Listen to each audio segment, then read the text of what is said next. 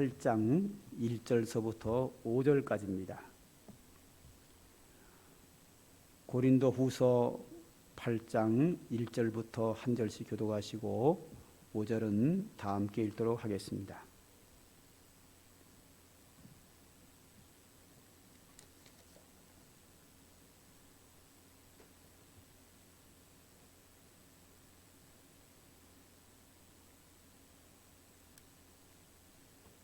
고린도후서 8장 1절부터 5절까지입니다. 형제들아, 하나님께서 마게도냐 교회들에게 주신 은혜를 우리가 너희에게 알리노니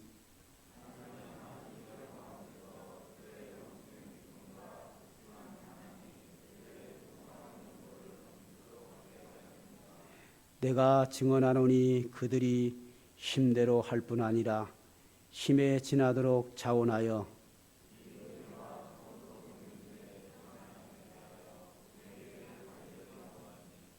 우리가 바라던 것뿐 아니라 그들이 먼저 자신을 주께 드리고 또 하나님의 뜻을 따라 우리에게 주었도다. 아멘. 자녀를 키우시는 분들은 알겠지만 자녀들이 대충 중학교 2학년이 되면 사춘기를 맞이하게 됩니다. 중2병이라고 하죠. 이 중학교 2학년 사춘기가 되면 부모나 어른들, 선생님들의 말씀에 반항을 하고 즉 말은 잘 안 들으면서 외모를 엄청나게 신경을 쓰게 됩니다.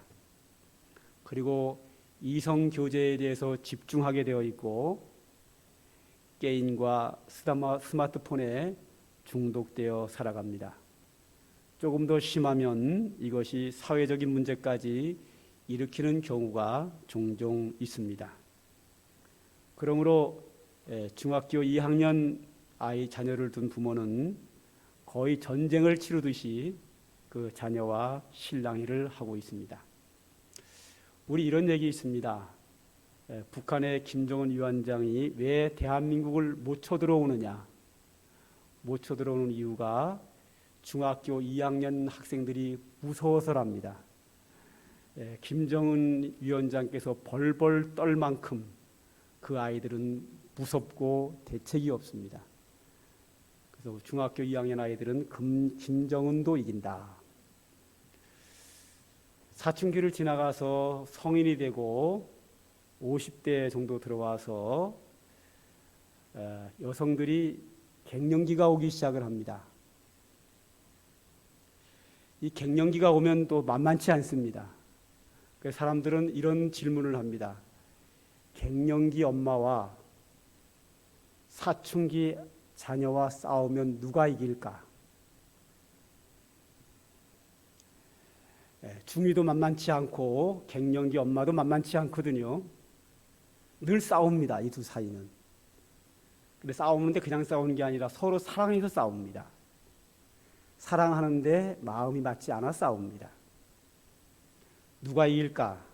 거기에 대해서 일반적으로 사춘기를 경험한 갱년기가 이긴답니다. 갱년기를 당할 자는 아무도 없는 거죠. 김정은이를 이기는 중2병을 이기는 갱년기입니다.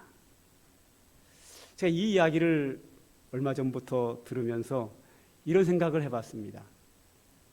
우리 교회 집사님, 권사님 중에서 아무개는 갱년기인데 또 얼마 전에 갱년기 지났는데 중2병도 이기는 갱년기를 지나면서 참 교회에서 믿음 생활을 참 잘하셨다.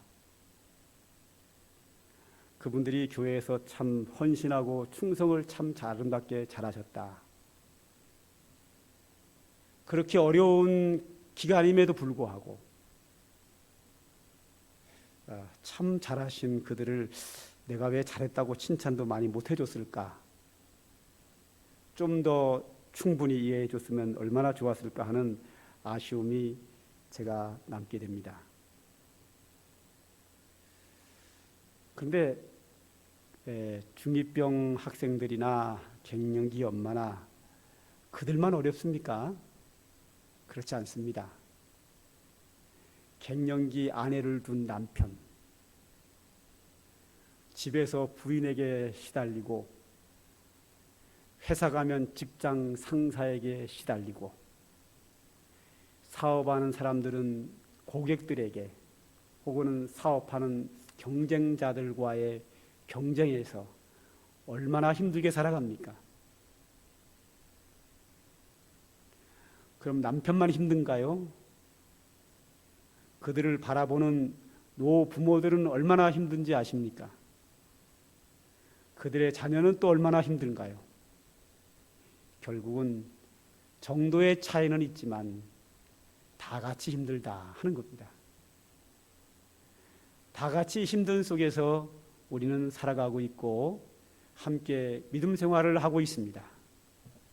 그러기에 제가 이거를 빨리 안 눌렸네요.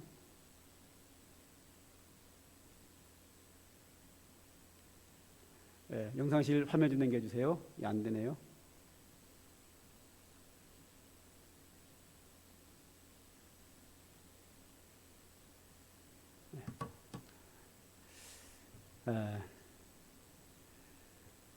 저 얘기는 아까 지나간 겁니다.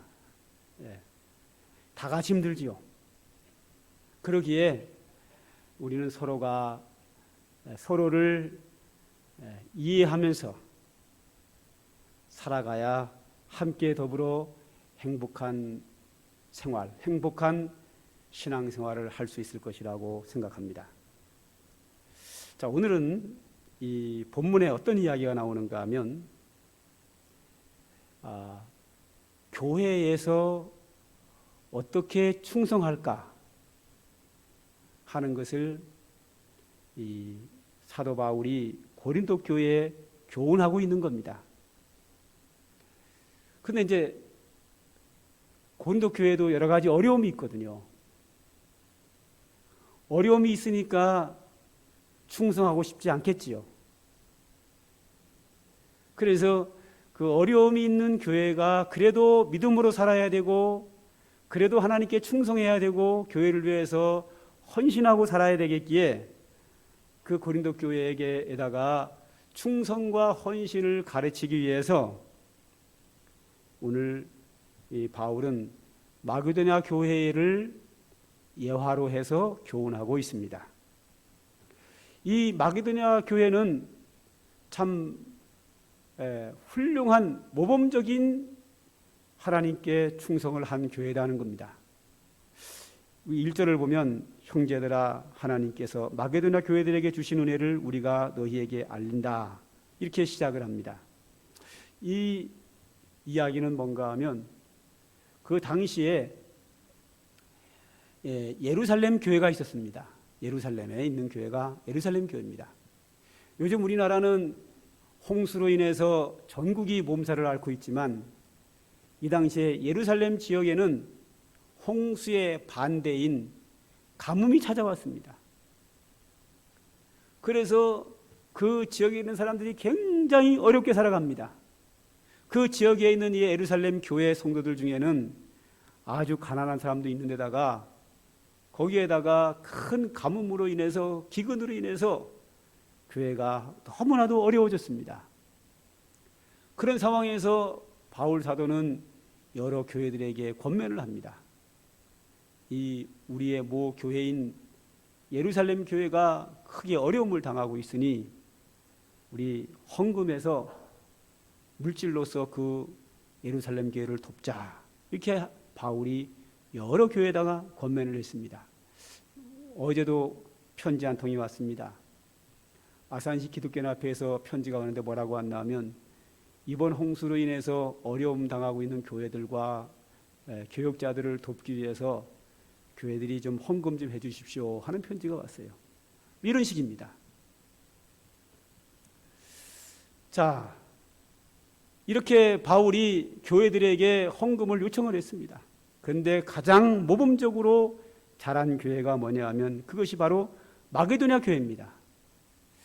그 마게도냐 교회가 이 권면을 듣고 어떻게 충성을 했는지 그 부분을 저는 세 단계로 말씀을 드리고 싶습니다.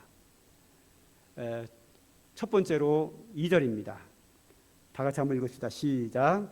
환난의 많은 시련 가운데서 그들이 넘치는 기쁨과 극심한 가난이 그들의 풍성한 연보를 넘치도록 하게 하였느니라. 할렐루야. 첫째로는 그들이 어떤 환경에서 충성했는가 하는 것이 여기서 나와 있습니다. 여기 보면 환난의 많은 시련 가운데서 그들의 풍성한 연보를 넘치게 했다라고 말합니다. 그들의 환경은 헌금을 풍성하게 해서 보내줄 만한 상황이 못 됐습니다. 왜냐하면 그들도 가난했거든요. 극심한 가난이 있었고 많은 환난과 시련 가운데 있었습니다. 당시에 유대인의 박해가 있었고 그 밖에 가난과 여러 가지 어려움으로 인하여 마게도냐 교회도 어려웠습니다. 어렵지만은 모 교회인 예루살렘 교회를 돕기 위해서 환경은 좋지 않고 어려운 상황에서도 풍성한 연보를 넘치도록 했다 하는 겁니다. 우리가 하나님의 교회에서 믿음 생활하면서 어려워서 못한다 그러면 항상 못합니다. 광야 같은 나그네 인생길을 살아가는 우리들에게 어려움이 없을 때가 얼마나 되겠습니까? 그런데 이 마게도냐 교회는 단순히 어려운 것이 아니라 환난과 많은 시련 가운데 특별히 어려움에도 불구하고 풍성한 연보를 넘치도록 했다 하는 것은 참 모범적인 충성이 아닐 수가 없습니다.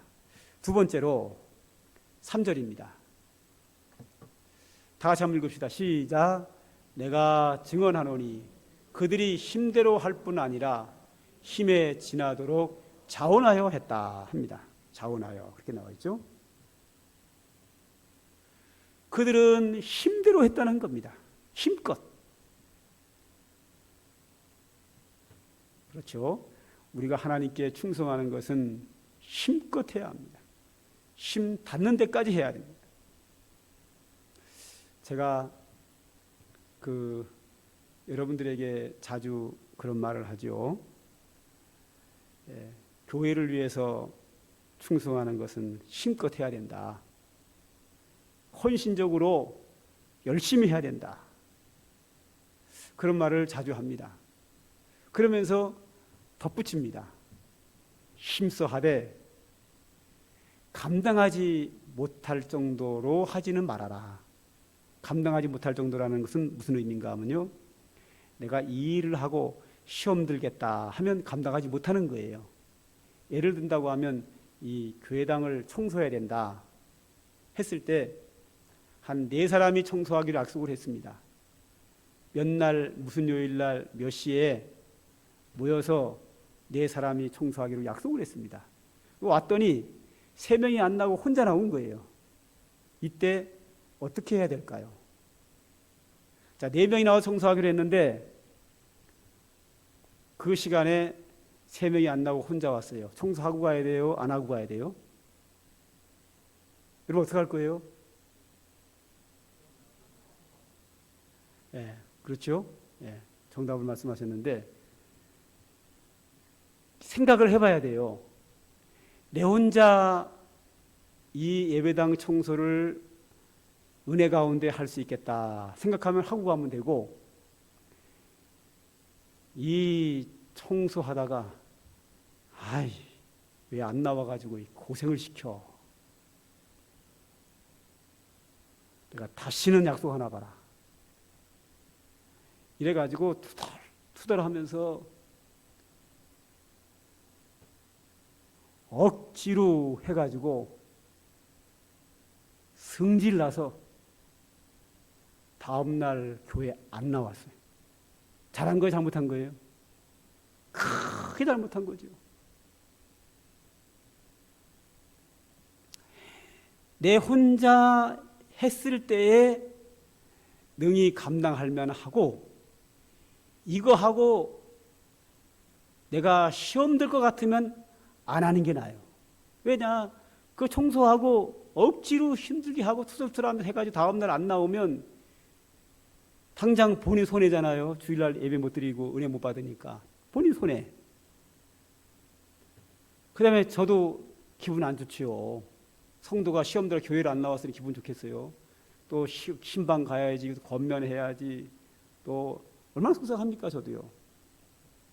옆에 있는 사람들도 얼마나 속상하겠어요. 하나님은 또 얼마나 속상하겠습니까? 좋아할 사람이 하나도 없어요. 근데 딱 하나 있어요. 누가 좋아할까요? 사탄만 좋아하는 거예요.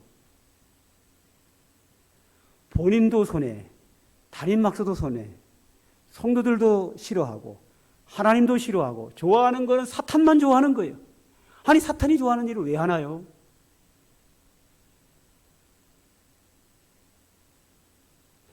그러니까 자기가 힘 닿는 데까지만 해야지, 이거 해서 시험 들 것 같으면 안 하는 게 좋아요. 예를 든다고 하면 내가 무거운 짐을 여기 있는 거를 옮겨야 돼요. 옮겨야 되는데 딱 들어보니까 아이고 들어서 옮길만 해. 그럼 들어 옮기면 되는 거예요. 딱 들어보니까 야 이거 만만치 않아요. 들었다가는 내가 다칠 것 같아. 그러면 안 들어야 돼. 그걸 욕심을 내고 옮기겠다고 들어서 억지로 옮기면 허리가 삐끗하면 평생 고생하는 거예요. 차라리 일꾼 사서 옮기는 게 낫지. 일꾼 뭐 1, 20만 원 주면 옮기잖아요. 그런데 허리 치료받으려면요, 치료비도 많이 들어가고 평생 고생해요. 치료 들어간다고 완전히 낫나요? 다 안 나요. 그러니까 내가 들어서 옮길 수 없는 거를 무리해서 욕심내서 억지로 옮기면 큰 손해를 보는 거예요. 교회 일을 할 때 내가 감당할 만큼만 해야지, 이거 해서 시험 들 것 같으면 안 해야 되는 거예요. 그래야 하나님께 영광이 되는 거예요. 우리 모두가 유익한 거예요. 본인에게 유익한 거예요. 그런데 그거 안 되는 걸 억지로 투덜투덜 성질 나서 시험 들어서 하면 모두가 다 손해보는 거예요. 그래서 우리는 힘대로 하자. 그런데 이따금씩 제가 어떤 일을 성도들에게 맡길 때 맡기면 안 한다 그런단 말이죠. 안 한다 그러는 분이 이거 하면 자기가 시험 들게 생겨서 안 한다 그러는 거거든요. 그러면 저서 끝나야 되는데 제가 그분을 불러요.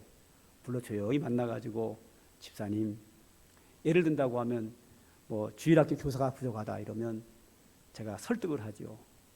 집사님 안 하면 그거 누가 하냐고. 지금 아이들은 많은데 교사가 없어서 너무 힘들다고 설득을 해요. 제가 이렇게.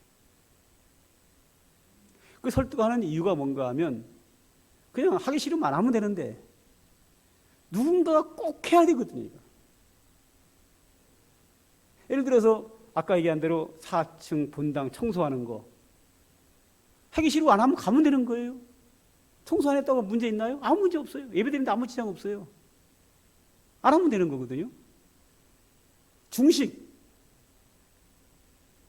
뭐 아무도 안 나와서 혼자 중식하려면 힘들지요. 그럼 시험 들 것 같으면 안 하고 가면 돼요. 다음날 점심 안 먹으면 되잖아요. 점심 안 먹는다고 문제 되나요? 요새 뭐 코로나 때문에 몇 달 동안 계속 한 반년 동안 점심 안 먹어도 아무 문제 없잖아요. 그죠? 안 먹으면 되는 거예요. 그런데 주일학교 교사, 누군가가 아이들을 가르쳐야 돼요. 이 시간에 제가 내려가서 애들 가르칠 수는 없잖아요. 재정부, 헌금 들어온 걸 정리를 해야 돼, 누군가가. 할 수는 없으면 제가 불러다가 집사님, 이러이러하니 집사님이 해 주십시오 하고 부탁을 하는 거예요, 제가. 이럴 때는 그분이 하기 싫다고 의사표시를 했지만 이 일이 꼭 해야 되는 일이기 때문에 어쩔 수 없이 제가 조금 무리를 해서 설득을 하고 권면을 하고 부탁을 해서 일을 맡기는 경우가 있어요. 그때는 어떻게 해야 되느냐? 저기 나오죠? 3절 보면 내가 증언하노니 그들이 어떻게 봉사했는가 하면 힘대로 했다. 그리고 나서 또 뭐죠? 힘에 지나도록 했다. 예루살렘 교회가 너무 어렵기 때문에 그들이 많은 환난과 시련 가운데서 힘에 지나도록 한 거예요. 꼭 해야 되니까. 그러니까 하기 싫으면 안 하면 되는데 때에 따라서는 꼭 해야 될 일이 있어요. 아무도 안 한다 그래요. 그럼 누군가가 해야 돼요. 그럴 때는 제가 누구를 불러서 설득을 하고 부탁을 하고 그래서 시키면 그때는 어떻게 해야 돼요? 힘에 지나도록 하는 거예요. 할렐루야. 이건 내가 하기 싫지만 목사님이 부탁하니까 이 교회에서 꼭 해야 되는 일이니까 그 이야기를 듣고 자기가 자기를 설득해야 돼. 야, 너 하기 싫지? 그래, 하기 싫은 거 안다. 그러면 어떡하냐? 목사님이 부탁했는데. 자기에게 자기가 설득을 해야 돼요. 교회에 꼭 해야 되는데 저 소중한 일 누군가가 해야 되는데 오죽했으면 담임 목사님이 나한테 부탁했겠냐. 그 이야기를 자기 자신에게 해야 돼. 그 자기가 자기 자신에게 설득을 해서 힘들지만 교회에 꼭 필요한 거니까 담임 목사님이 부탁한 거니까 이것이 하나님의 나라를 위해서 꼭 필요한 거니까 네가 해야 된다. 이래서 하는 거예요. 그것도 뭐라 그러냐면 자원해서 한다고 그러는 거예요. 힘에 지날지라도 자원해서 하는 거예요. 교회는 그럴 일이 가끔가다 있어요. 아무도 안 한다 그러는데 꼭 해야 될 일이 있단 말이에요. 그럴 때는 그분을 제가 붙잡고 부탁할 수밖에 없는 거예요. 그럴 때는 여러분들이 목사의 설득에 응해 줘야 돼요. 힘에 지나도록 자기 자신을 설득해서 자원하여 하는 거예요. 그때는. 이게 충성의 원리예요. 할렐루야. 앞으로 할 수 있겠죠. 그죠? 교회가 뭘 시키면 판단해 봐야 돼요. 내가 감당할 수 있겠는가? 감당할 수 있으면 하고 안 될 것 같으면 못 합니다. 못 한다 그랬는데도 불구하고 부탁을 하면 생각을 해 봐야 돼요. 생각을 해 보고 자기가 자기 자신을 설득해서 그 소중한 일을 누군가가 해야 되니까 누군가가 누구냐? 나야 되는 거예요. 두 번째, 마지막 세 번째로 마그데나 교인들은 어떻게 충성했나 하면 다 같이 한번 읽읍시다. 시작. 우리가 바라던 것뿐 아니라 그들이 먼저 자신을 주께 드리고 또한 하나님의 뜻을 따라 우리에게 주었도다. 여기 보면 마그데나 교인들이 충성할 때 어떻게 충성했나 하면 그들이 먼저 자신을 주께 드리고 그랬습니다. 먼저 자신을 주께 드렸다.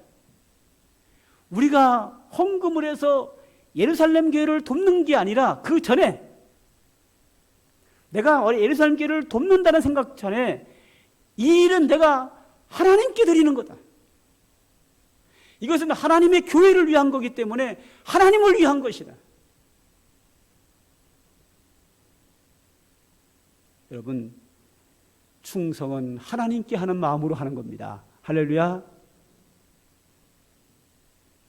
목회하다 보면 특히 요즘 한국교회에서 많은 분들이 하나님께 충성하고 헌신하는 마음으로 하는 게 아니라 교회에다가 하는 마음으로 하는 경우가 너무 많아요. 자, 무슨 일을 할 때 내가 먼저 하나님께 드린다라는 마음을 가지고 있어야 되는데 내가 이 교회를 위해서 뭔가를 한다. 그 충성해요. 충성하면 대가를 바래. 내가 이 교회에서 한 게 얼만데.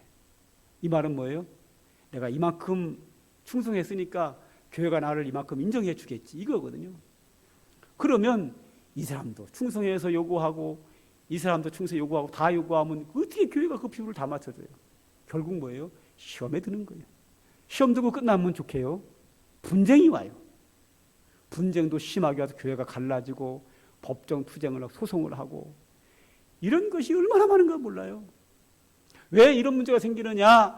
그들이 무언가 일할 때에 먼저 자신을 하나님께 드리는 마음으로 해야 되는데 그런 마음이 아니라 교회에다가 내 이름을 내기 위해서, 내 존재감을 나타내기 위해서 하니까 대가를 요구하게 돼 있고, 대가를 요구하다 보니까 분쟁이 생기고 서운한 마음이 생기고 분쟁이 생기고 시험이 빠지고 교회가 어려움을 당하는 거예요.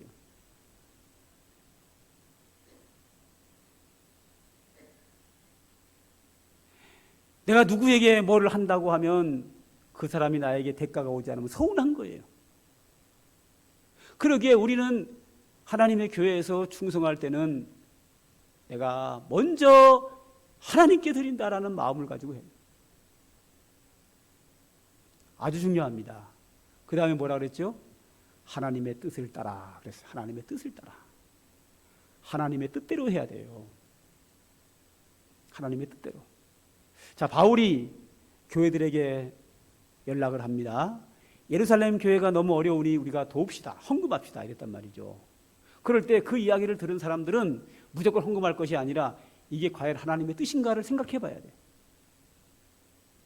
예루살렘 교회에 헌금하는 게 하나님의 뜻일까를 생각해 봐야 되는 거예요. 덮어놓고 하면 안 돼요. 주의 일을 할 때 이것을 무조건 할 것이 아니라 이 일이 하나님의 뜻인가 생각을 해봐야 돼요. 교회에서 하는 일은 다 하나님의 뜻이다? No, 그렇지 않습니다. 교회가 하나님의 뜻대로 하지 않는 게 얼마나 많은데요. 아까도 제가 초반부에 말씀드린 것처럼, 예? 각 교단의 총회장들이 국무총리 찾아가가지고 소그룹 모인 거 해제시켜달라고. 과연 하나님 뜻일까요? 그래가지고 이게 번져가지고 이렇게 만들어 놓고 말이에요. 이게 과연 하나님의 뜻일까요? 현 상황을 정확히 봐야죠.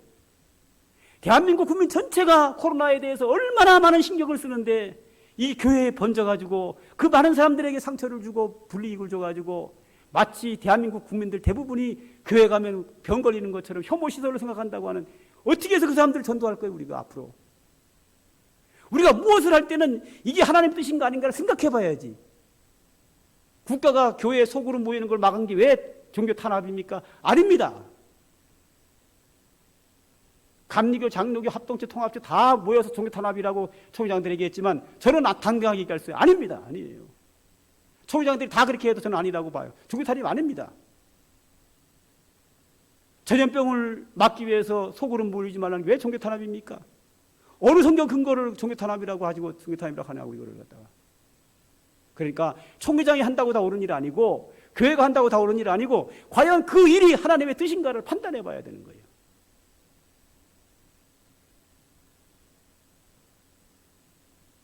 하나님의 뜻대로 해야 돼요.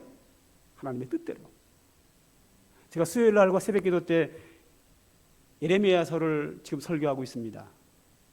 그 당시에 거짓 선지자들은 뭐라고 설교를 하는 줄 아세요? 바벨론 나라가 쳐들어오니까 우리가 하나님께 기도하고 믿음으로 싸우면 이길 수 있습니다. 거짓 선지자들의 얘기예요.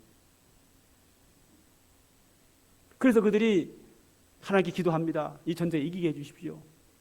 희망을 갖고 소망을 갖습니다. 믿음으로 싸웁니다. 졌어요. 왜 짓지요? 하나님은 싸우지 말라 그랬어요. 항복하라 그랬어요. 무조건 다 믿음을 가지고 기도하고 나가면 다 하나님의 뜻이라고요? 아닙니다. 분명히 예레미야서는 여러 번 나옵니다. 하나님 뜻은 분명합니다. 예레미야 선지자는 말합니다. 싸우지 마라. 항복하라. 느부갓네살 왕을 섬겨라. 왜 섬겨야 되느냐? 너희가 편안하게 포로로 끌려가서 훈련받고 돌아오게 하겠다. 하나님의 뜻은 항복하고 바벨론 나라의 포로로 끌려가서 바벨론 왕을 섬기면서 훈련받는 게 하나님의 뜻이에요. 이걸 설교한 자는 예레미야 선지자고 거짓 선지자들은 아니다. 우리가 믿음으로 기도하고 나가면 싸울 수 있다. 희망을 가져라. 아니요. 무조건 기도한다고, 무조건 믿음으로 한다고, 무조건 소망을 갖는다고 하나님의 뜻이냐? 그렇지 않습니다. 그런데 이번 주에 설교할 내용을 보면 이번에 거꾸로 예레미야 선지자가 희망을 가지고 소망을 가지라고 그러거든요. 이것도 하나님의 뜻이요. 왜 그런가? 이때 예레미야 선지자 설교는 뭐냐 하면 포로로 끌려갔다가 70년 후에 다시 예루살렘으로 돌아오게 된다고 하는 소망의 메시지를 보내요. 이건 하나님의 뜻이요. 왜? 하나님이 그렇게 말씀하셨으니까. 어떨 때는 믿음으로 하고 소망을 갖는 게 하나님의 뜻일 수도 있지만 어떨 때는 믿음과 소망이 뜻이 아닐 때가 있다는 거예요. 한 항상 모든 것이 하나님의 뜻이라고 생각하면 안 돼요. 어떤 사건에 대해서 과연 이것이 하나님의 뜻인가를 생각하고 그 다음에 일해야 되는 거예요. 자, 예루살렘 교회를 위해서 바울이 헌금하자고 했습니다. 판단해 봐야 돼요. 예루살렘 교회는 모든 교회를 낳은 모교회입니다. 그리고 그 교회가 극심한 어려움을 당했습니다. 특히 물질적인 어려움을 당했습니다. 그렇다고 하면 우리가 헌금해서 보내주는 것이 하나님의 뜻인 거예요. 그래서 그들은 헌금합니다. 예루살렘을 돕는다는 마음을 갖기 전에 어떤 마음을 가졌지요? 내가 그들이 먼저 자신을 죽게 드리고. 할렐루야. 그러니까 이게 충성의 원리요. 가장 먼저 하나님의 뜻인가를 살펴야 되고, 뜻이다 그러면 하나님께 나를 드리는 마음으로, 하나님께 헌신하는 마음으로, 충성하는 마음으로 해야지. 이거 내가 누구를 돕는다, 그 이전에 내가 하나님께 나를 드린다. 이게 주께 충성의 원리입니다.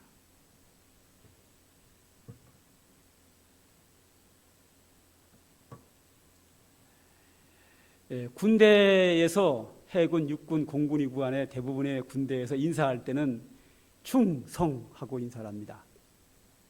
물론 단결 뭐 이렇게 하기도 하지만 대부분이 충성하고 인사를 하죠. 이때 충성은 뭐죠? 이들이 국가를 위해서 목숨 바쳐 충성하겠다는 겁니다. 인사할 때마다 그 구호를 하면서 우리는 국가를 위해 충성하는 자다 하고 경례를 딱 붙이면서 인사를 합니다. 그런데 이 인사를 한다고만 되는 것이 아니고 국가를 위해 충성하려면 그들이 열심히 있게 충성도 해야 되지만 그 군인들 상호 간에 병사들 관계도 아주 중요한 거예요. 병사들이 내분이 일어나면 국가를 위해서 절대 충성할 수가 없어요. 병사들이 서로가 단합이 될 때, 하나가 될 때 줄을 맞추고 충성하게 되는 거예요. 혼자서 독불장군으로 되는 건 아무것도 없어요. 같이 군인들이 연합해서 국가를 위해서 목숨 걸고 나라를 지키는 거예요. 이게 충성이에요. 한번 히브리서 10장 24절 25절을 보십시다. 시작. 서로 돌아보아 사랑과 선행을 격려하며 모이기를 패하는 어떤 사람들의 습관과 같이 하지 말고 오직 권하여 그날이 가까움을 볼수록 더욱 그리하자. 이거면 서로 돌아보아 사랑과 선행을 격려하자 그랬습니다. 군인들이 서로가 격려하고 단합이 될 때에 일사천리로 국가를 위해 충성할 수 있는 것처럼 우리 성도들이 서로가 하나가 돼야 바르게 충성할 수 있습니다. 그러기 위해서는 내 입장만 생각하면 안 되고 상대방의 입장, 서로 돌아보아 사랑과 선행을 격려할 때에 그들이 단합해서 하나가 되어 함께 손잡고 충성할 수 있습니다. 할렐루야. 분열이 일어나면 절대 충성할 수가 없어요. 서로 돌아봐야 될 이유가 뭔가 하면 아까 초반부에 말씀드린 것처럼 다 같이 어렵거든요. 다 같이 어려운 거를 서로가 돌아봐서 이해해주고 서로가 격려해주고 그래야 함께 일할 수 있는 것이지, 나 힘든 것만 생각하고 상대방 힘든 거 생각하지 않고 내 생각대로만 이 세상으로 나가면, 같이 단합이 안 되면, 협력하지 않으면 제대로 되는 일이 아무것도 없는 거예요.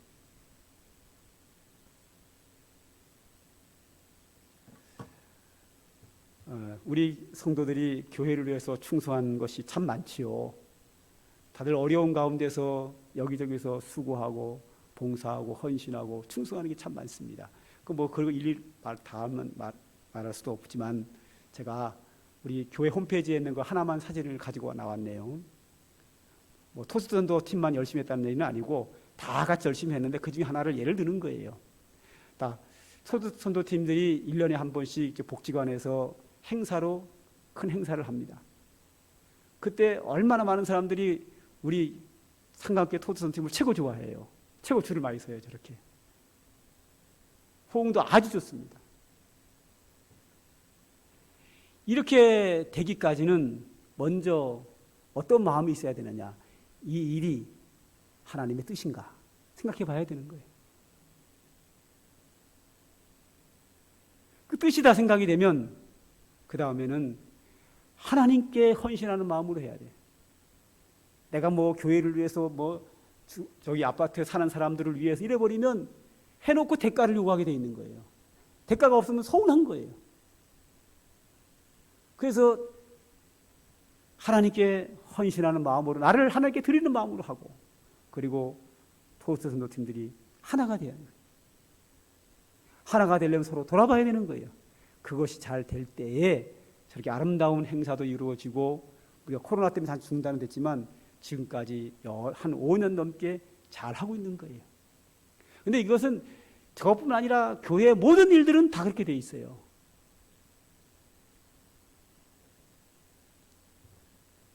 하나님의 뜻인가? 하나님께 드리는 마음으로, 그리고 함께 협력하는 자들을 서로 돌아보는 마음으로, 우리가 다 같이 힘든 자들이 함께 믿음 생활을 하고 있고, 다 같이 자기도 힘듦에도 불구하고 하나님의 나라와 영광을 위해서 헌신하고 있거든요. 그거를 서로가 인정해 줘야 되거든요. 그럴 때 함께 손잡고 즐거움 속에서, 은혜 가운데서 하나님께 귀하게 쓰임받을 수 있을 것이고 하나님이 영광 받으시리라 믿습니다. 이러한 은혜가 이 교회에 계속해서 있음으로 말미암아 하나님의 교회가 든든히 서가는 놀라운 역사가 있기를 간절히 소망합니다. 기도하겠습니다. 하나님 아버지, 감사합니다. 오늘도 우리들에게 귀한 말씀 주시니 감사하여 영광을 돌립니다. 오늘도 하나님이 우리에게 주신 은혜가 있기에 오늘도 그 은혜를 기억하며 주님의 나라와 주의 몸된 교회를 위해서 충성하는 저희들 되도록 은혜 베풀어 주시고, 충성할 때 더욱 은혜가 넘치게 하여 주시고, 하늘의 상급을 바라보면서 저희들이 믿음으로 하나 되어 협력할 수 있도록 늘 축복하여 주시기를 원합니다. 그리하여 하나님의 교회가 주님 재림하시는 날까지 끊임없이 부흥하고 성장하며 건강하게 세워져 갈 수 있도록 하나님 축복하여 주시옵소서. 예수님의 이름으로 기도하옵나이다. 아멘.